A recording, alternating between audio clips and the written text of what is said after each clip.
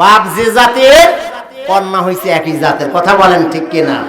বাপ যদি ভালো হতো, দেশের মানুষ জানাজা আল্লামা সাঈদী যখন মারা গেছে, আমাদের দুঃখ এখনো শেষ হয় নাই। শুধু মারাই যায় নাই, ইনজেকশন পুশ করে জুলুমের ওপর জুলুম আর নির্যাতন করে মারা হয়েছে।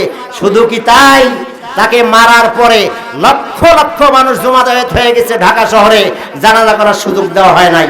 শুধু কি তাই, তারপরে পিরোজপুরে নিয়ে যাওয়ার পর জানাজা করার ঠিকমতো সুযোগ দেওয়া হয় নাই। তারপরে দীর্ঘদিন তার কবরের উপর শত শত পুলিশ র‍্যাব দিয়ে পাহারা দেওয়া হয়েছে, সেখানে লোক জমায়েত হওয়া, কবর জিয়ারত করার সুযোগ দেওয়া হয় নাই। এই দুঃখের কথা, জুলুমের কথা কি আমরা ভুলে গিয়েছি নাকি? কথা বলেন। এগুলো ভোলার নয়, দুঃখজনক হলেও সত্য কথা।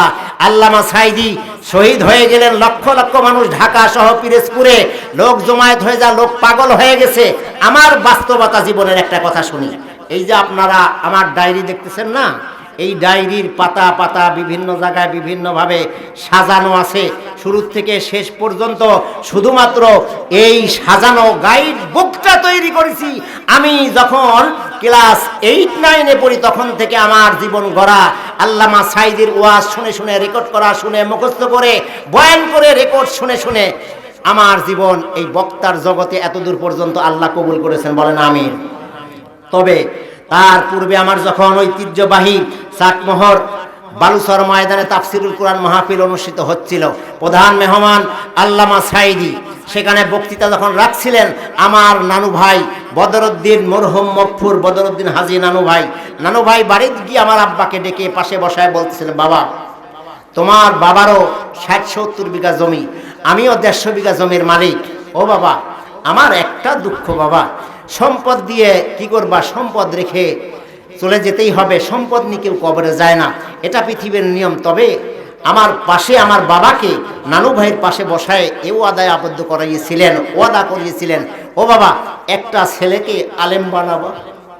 আল্লামা সাঈদীর কথা আজকে বয়ান শুনে আমার হৃদয় সিক্ত হয়ে গেছে। বাবা, আমার সম্পদ, বাড়ি গাড়ি, দালান কোঠা, গরু বাছুর কোনো কিছু আমার প্রয়োজনে নয়। আমার একটা ছেলে আলেম হওয়ার যোগ্যতা তারা রাখে না, হয়নি। বাবা তোমার কাছে ওসিয়ত, আমার বড় মেয়ের জামাই তুমি একটা ছেলেকে অন্তত আলেম বানাবা, যেন আল্লামা সাঈদীর মতো বক্তা হওয়ার যোগ্যতা রাখে। আমিন বলেন। আমার নানু ভাইয়ের সেই ওসিয়ত মতো আমার বাবা মাদ্রাসায় পড়ার সুযোগ করে দেন।